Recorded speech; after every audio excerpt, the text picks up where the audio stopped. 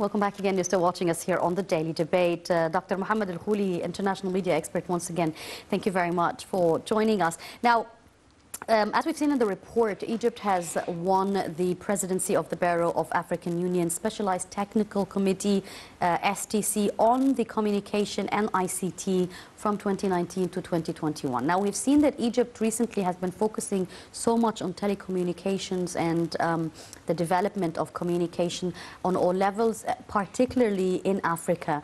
What does that signify? Not only winning this position, but the leading role that Egypt is playing in telecommunications sector in general?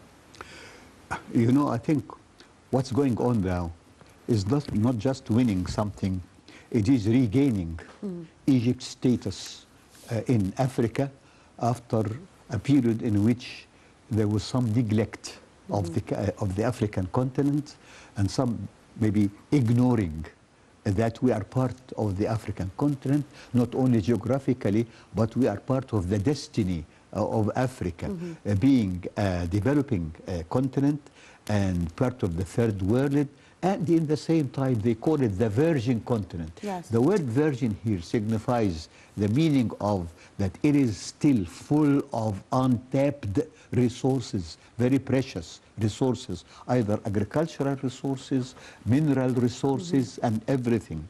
In the same time, I think it's a return to Africa on the part of the Egyptian party. And in the same time, it is a responsibility. Yes, you are winning, as you said, you are winning the presidency of something, the telecommunication thing in Africa.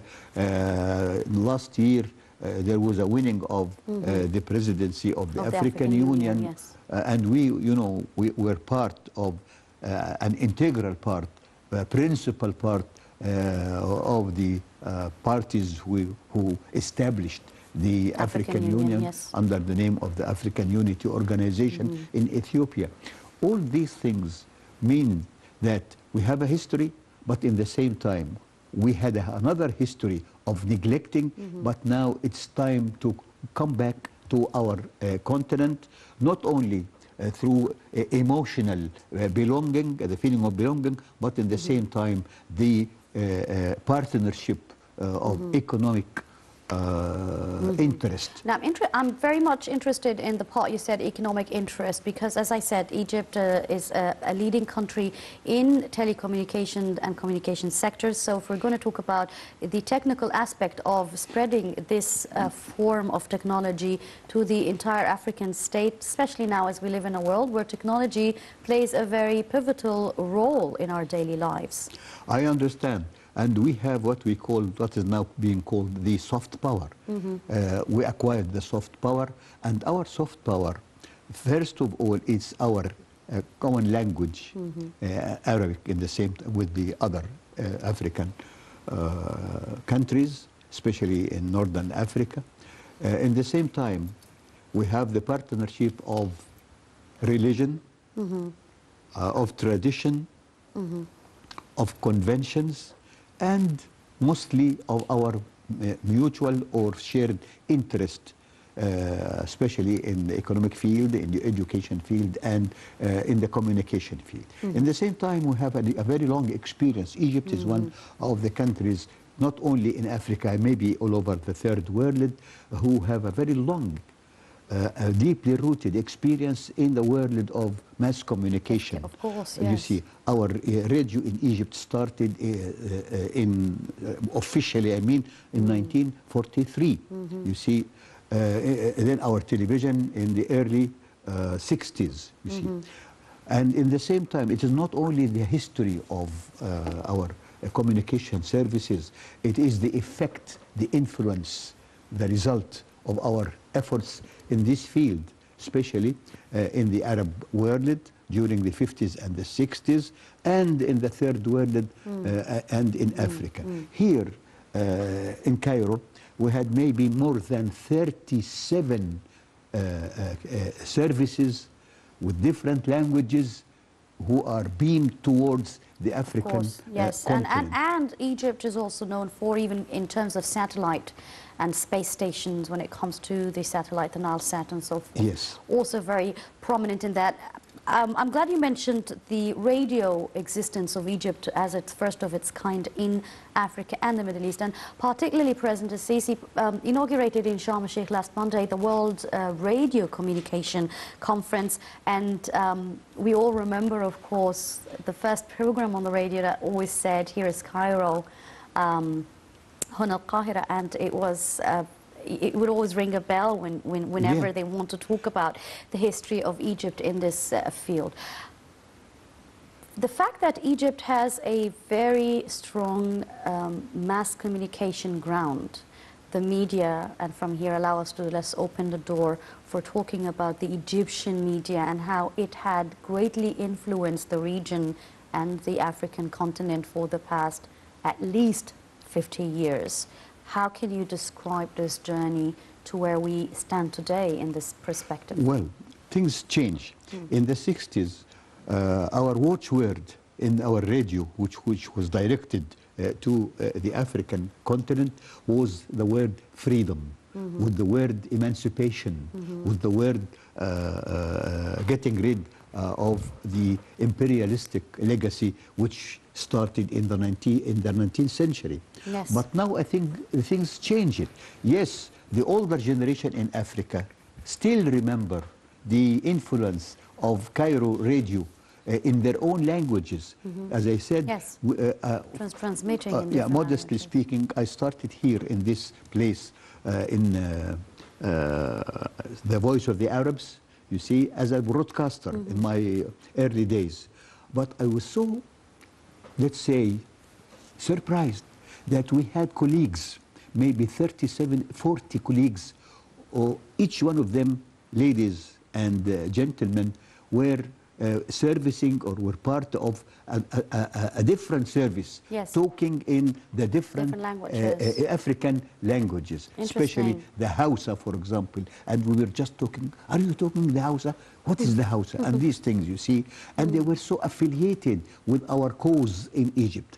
Now, I think all these things are memories. Yes, of but course. now we have a different generation, yes. the generation of the 90s and the new century, who are now part of the revolution in the technology of communication. Yes, communication changed, the means changed, but still the mission. Yes, of course. The mission the is Egyptians still are always there. pioneering with this. And I'll remember the mission. I'll just yes, of course. say it Go ahead. We have 3 missions all over the world for any communication process. First of all is information. Yes. Give people information. Second thing is education. Yes. Educating them, you see, giving them knowledge all the time, most up-to-date knowledge. And then this should be entertainment. Of course. These 3 things intermingle with each other. Definitely. And we see that because the fact that Egypt has a foundation stage for years, that it has been building and helping in the development of the civilization, human civilizations throughout the past years. And mass communication is always a mean of communication to sort of deliver to the mass public, as you said, the basis of, yes. The ethical basis of this job, which is information, education, and entertainment. And it still is the fact that Egypt, the Egyptian media is still pioneering in the region and in the continent when it comes in this perspective, whether it's the know-hows, whether it's the ethical perspective of this job, or even the human resources, power that are working in this field.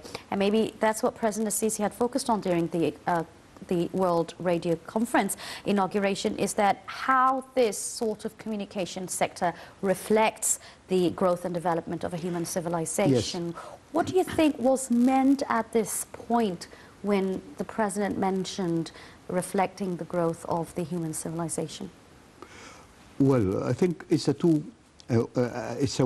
two-track channel. I mean, we need a new generation of Egyptian ladies and gentlemen, of Egyptian broadcasters, of Egyptian communicators who know the languages of Africa, the national languages of Africa. Don't only rely on English or French or something, you see, but try to have a new generation who know the languages there. In the same time, we have to invite part of the new generation in Africa to come to Egypt and to attend lectures and courses and try to know the real life, the throbbing life of the Egyptian people. It's a two-way things, you see. In the same time, we have to develop and to upgrade our knowledge, which are inherited from the 50s or the 40s, to cope with what's going on now in the world. You see, we are now not only in the age of radio or television, you see, we are in another age, which is added to these things. We are the World Wide Web. The World Wide, yes, That's yes. true. All these things are new, and we have to learn and to master all these things. I'm really glad you mentioned, because that's how I see us going into this new perspective now. When we want to talk about, I mean, when you mention generation and it changes of generation, along with it comes technology. And not that the World Wide Web technology is new. It's been there as early as I was a little child. But maybe what is different today is the influence and the lack of regulations and control the World Wide Web. And when we say, mind you, the World Wide Web, we're talking about anything to do with the internet realm, whether it is social media or any format or platform in the World Wide Web. There's no control on what kind of information is being circulated or knowledge that's been transformed, and there's no regulations when it comes to putting those responsible for certain disasters concerning certain countries responsible for this. We have to be realistic, first of all. As far as the means of communication in this world are developing, they are resisting by nature control. It became so difficult. In my time, when you have a control on the programs in television or radio, you can succeed, you can do that. Agenda. But you know now what you're airing, you're in control. You see, yes, you cannot control this small things, yes. And which is always developing. Yes. You see, every day there's and a story therefore, now. yes, the new generation, the children of our age these days, and the future also will resist these things, and they will consider control as an insult. My generation, control for me was something which is out of respect. Yes, out of respect, out of the common interest, the course. national interest. Now you're all really, these slogans were appealing at that time, but now forget about that, because the competition. And you remember, in, let's say, in the 70s, you see, yes, in the 70s, the Canadian scientist of communication, Marshall McLuhan, at a small country in Africa, I think in mid-Africa and Western Africa in the same time, which went through in the 90s, through as the bloodbaths, as they say, massacres, yes, it was. Rwanda and Burundi. Rwanda recently achieved a very, or relatively speaking, high standard in economic development. Yani they went out of the massacre and the tragedies of the past, and they are trying to be at the level of economic progress. We have to learn from these people. We don't have to teach them lessons. We have to learn from them. Definitely, it is a give and take at the end. You just sort of, it's a mutual sort of benefit and experience. Since we're talking about the influence of mass media in general, Dr. Khouly, I want to talk to you about international media, and I will take it from different angles, and allow me to start with the first angle. Many people, unfortunately, misjudge the role of international media. I'm going to talk particularly about the BBC cooperation. If you talk from a professional perspective, people would always want to look, I mean, they would always teach in university BBC as being the leading ethical corporation. But we have been seeing over and over again, since you've mentioned national interest, rumors being spread through this international organization, particularly the BBC, and especially about Egypt. And then, as an expert, you would want to wonder, is there really truly freedom of media are we really having any cooperation that can be called 100% democratic without fulfilling certain agendas? Because you're an expert and you can explain this from your position here today. Yes, when I remember or talk about the BBC, I feel sad, you see. It's not just from the moral point of view, it's from the professional point of view. The BBC had some credibility for my generation and from other generations because they were trying to be professional, you see. And if you are professional, you see, we can respect you. But recently, and as you are following and myself is following, they are trying to be not only a news service, but a propaganda service. And if you go to propaganda service, I think you are borrowing, either you know or not, from the Nazi propaganda services during the Hitler and Goebbels era. And I remember a saying of Goebbels himself. Goebbels says, or trying to insist on his people to suppress verity. Suppress your verity. يعني suppress reality. Suppress the fact. And he said, this is, I'm translating. Yes. Suppressing verity is much more effective than suggest you falsity. Yes. I mean, yes. Try to stifle the flow of information. This is called, you know that, misinformation. And what's the BBC had done in the recently years, was a kind of misinformation. Try to give us the true information. Maybe we like it or not, but don't lie and don't misrepresent things. Yeah, that's the thing, Dr. Khouly, because after all these years of working in mass media, can you actually say 100% that there is no free media in this entire world, and that there is always an agenda for every single cooperation that it has to fulfill?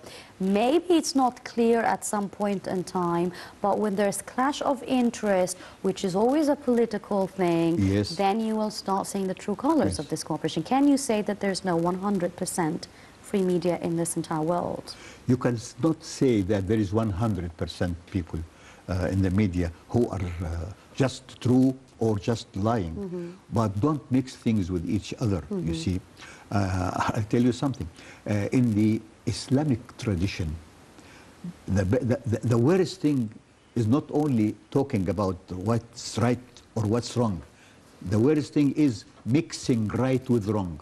Mixing right with wrong. It makes people confused. Of course. People cannot... And especially if you're talking about a country or a civilization that you are not aware of its demographic and geographic aspects, then it becomes a bit strange. And from here, allow us to discuss more about how the Egyptian media has been facing the rumors.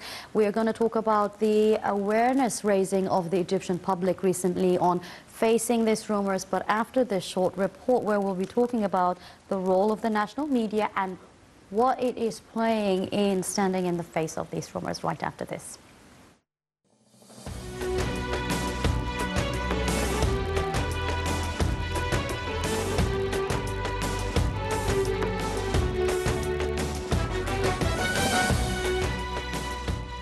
تشجيع الشباب اللي هو الصندوق قايم بيه، يعني طبعا دي حاجه عظيمه جدا، وشجعتنا ان احنا نوسع في المصنع، بدل ما يبقى خط واحد يبقى مثلا كذا خط.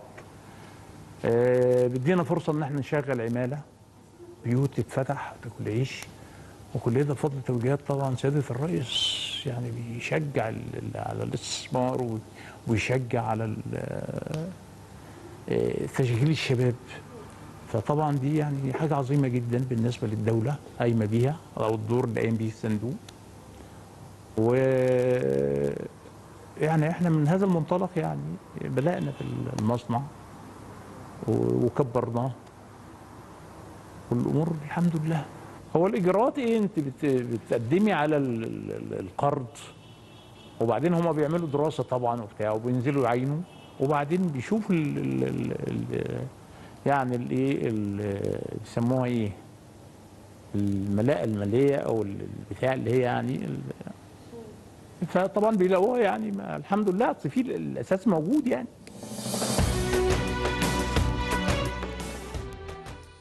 Rumors are the most dangerous weapon that could devastate any society, as they spark sedition and cause desperation of peoples.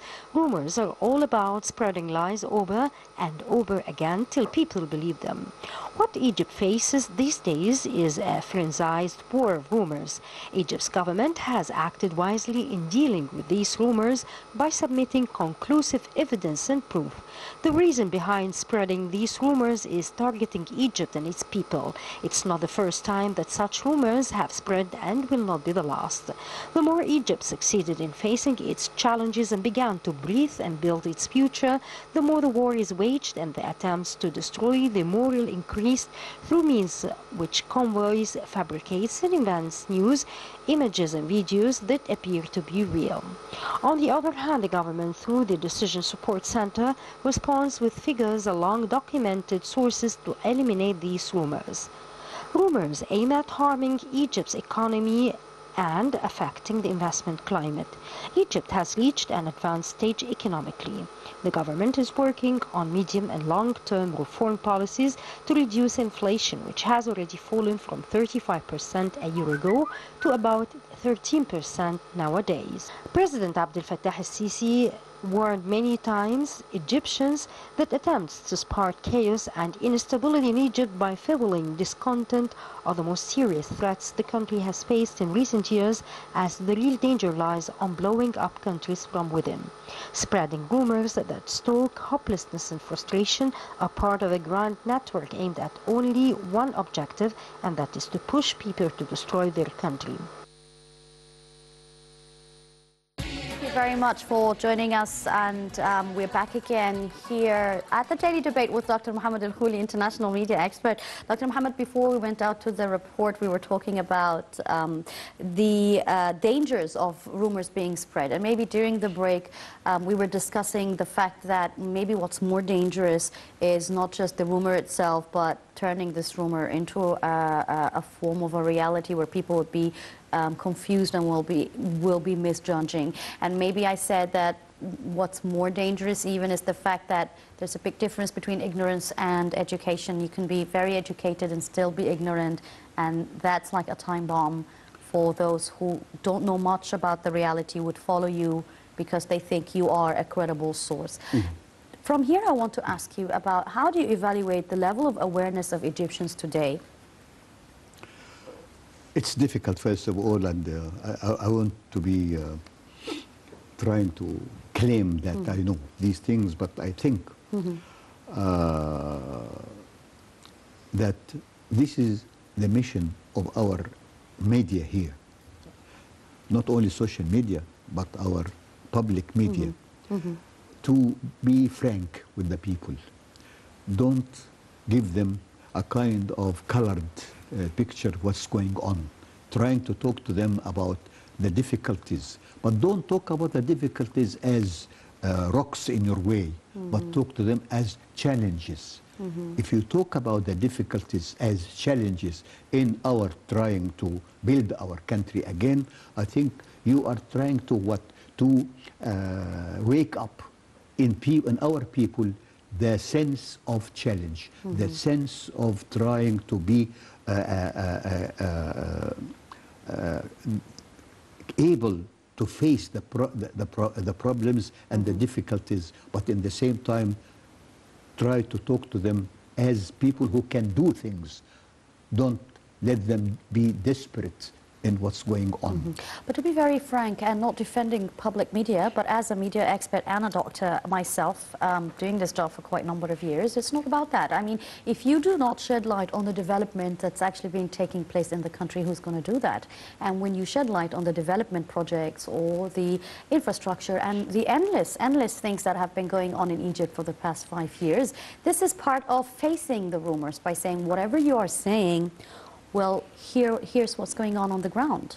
Yes. You know, you have vivid, concrete truth of something that is existing. You achieved that you a lot of cannot things. Yes. sort of deny the truth in front of your eyes of what you are actually I seeing in understand. terms of development. You achieved a lot of things.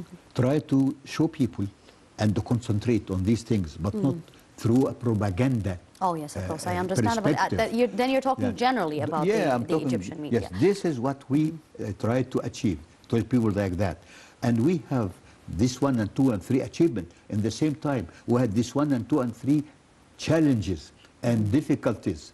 You see, in the same time, what you achieved should reflect on the daily life of people. Dr. Khouly, facing hundreds of rumors every day is by all means very stressful and tiring, because you're either going to be busy focusing on developing and working hard. I understand. Or you're going to be busy with just sitting down and trying to prove to other people on the contrary of what this rumor is all about, or trying to sort of justify what this rumor is all about. And maybe what you mentioned during the break is very important. The rumor always starts with a spark of truth. Of truth. But then a thread of lots of lies. Yes. How do we raise people's awareness and educate them to always go back to the source to realize what is really true and what is fake? You should have a group, I don't know the organizational title, you see, a group who are taking every rumor and analyzing it, and they try to separate what is the truthful part of it and what is the lying. Don't be satisfied only with a bulletin or a statement on the part of the Prime Ministry saying that this is not true. Thank you so much. No. Don't be satisfied with this. Try to analyze what was being a rumor. So you're suggesting that there should be more programs in the media in Egypt in general that will talk more to the people of the media. And, yes, that would talk more to the people about certain situations, and from there explain to them how to sort of infiltrate and filter out the truth. Yes, because what I see, I'm reading that the Prime Ministry, yes, there is a kind of a very respectable, let's say, apparatus or an office saying that such and such thing is a lie. It didn't happen. Don't be satisfied with this thing. You need to. You see, go to people and to the place itself and say in the field and try to say that this is not true and this is the true. Let's also be fair and objective, Dr. Khouly. What's happening is an international dilemma. It's not just all pointing out in Egypt. If we want to take, for instance, the United States of America, which is supposed to be the world power, and when we want to talk more about in-depth what's happening internally in their media, we see a prominent president who always has to depend on his tweets for official statements because he does not rely or trust media outlets. Not only that, but we have seen on a number of occasions them actually confronting each other live on air. And there's this kind of gap and refusal between the president and the media outlets on anything. But this is the United States. Let's say it should be United States. It's either an ethical thing that should be abided by everybody or not. When a tweet coming from the White House today about this and that thing, tomorrow the New York Times refutes this thing and say this is not true. You see, and they try to prove what what the United. Yes, but what I'm trying to tell you here, why I gave this as an example, is the fact that we can't always blame the mass media in general for doing the job correctly or not. We are seeing developed countries that, even if you're talking from an ethical perspective here, they're not following that anyway, right? Yes. So what I'm trying to say is that there is a shift in the ethical perspective of mass media worldwide. But let's say something. The United States has a long history of this thing. You see, if you remember, in the late 40s, the press published one day that Mr. Truman failed in the presidency as a candidate. Although in the same day he won the presidency. And it was something Yes, it was. in the history of press, and he went out and he said that these are the liars and everything. In the same time, there is the Congress of the, and especially the other party who is not in the presidency. Now they are the Democrats, as you know, and the Democrat apparatus media always All the time, all yes. the time is following the tweets of the president, and they try to refute and say that this is wrong and this is right. You know, in the United States, it's something you see because they are deeply rooted in the mass media. As you remember, in 1923, first book ever about the public opinion. And they knew that there is something which is called the public opinion, and they have to be true for this public opinion. You see, well, we have to follow these things, but in the same time, we have not to be nervous about that. Part of the transformation that has been happening in the mass media on all levels in the past 10 years is that, and you would know that forever there was always what's known as the yellow journalism or the tabloids Yes. and rumors, but it always caught celebrities and it always caught a certain sector of the society. I understand. Now that yellow journalism or tabloids had extended to a very wider scale to the fact that it is actually threatening national securities of certain countries. That's it. Because the yellow journalism, which you talked about, first of all, they were about, you know, crime, sexual matters. And everything to do with celebrities' personal And private yes, lives. and all these things, let's say immoral, you see, scandals and these things. But now the problem, the danger is that they abandoned the traditional problems or traditional issues about the crime and sex and these things, and they are talking about, as you said, the national security of countries, the destiny of whole peoples. Nations, yes. You see, the international relations among countries, all these things. And therefore, we have to be, I mean, in Egypt, we have to be aware that the yellow journalism is no longer there. There is the white journalism who is committing the same problems which were committed in the past by the yellow journalism. Yes. So things shifted. Things shifted. You see. Apart from things being shifted, we have been for the past couple of years hearing the terminology of the fourth war generation. And believe me, I'm sure so many people are not even aware. Where did this terminology even come from? As a researcher myself, I'm unaware. Where is the origin definition of fourth war generation? And how do you define them? What's a fourth war generation? What's that about? But simply speaking, it is the generation of the new technological progress, of the new technological revolution. The revolution in communication. Why is it only shedding light on social media? What about people fabricating through graphics fake images and fake videos of things that don't exist? Isn't that supposed to be a fourth war generation? And if it is, then it also passes beyond the boundaries of individuals or media professionals, people outside this business and possibly coming from computer science or communications specializations taking part in this. How do you control that in this perspective? It is so difficult because billions of dollars are now invested Exactly. in this thing. Exactly. In the same time, the international relations among states, you see, were dependent on what's going on either in the statements of the politicians, and these statements are either published in paper, newspapers, you see, Yes. and then there was the readership among millions of people all over the world in different languages. All this is no longer, we are heading or we are witnessing the demise of the paper, of the newspaper, you see, with the demise of the generations of readers of the paper, you see. Now we have other things. We shifted to the television, and now we're shifting to the mass social media all over the world.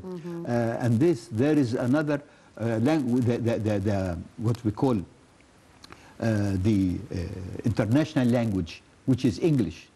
Now the mass media mostly speak English or write in English, and people now are so happy all over the world that they are communicating in English. And sometimes in our country they are communicating in a kind of Arabic which is not Arabic, not English. You You see, all these things are changes. They need analysis.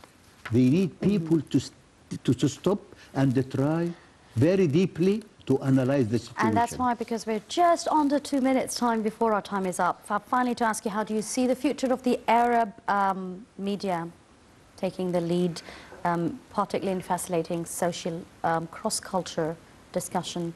How do you see that going, briefly?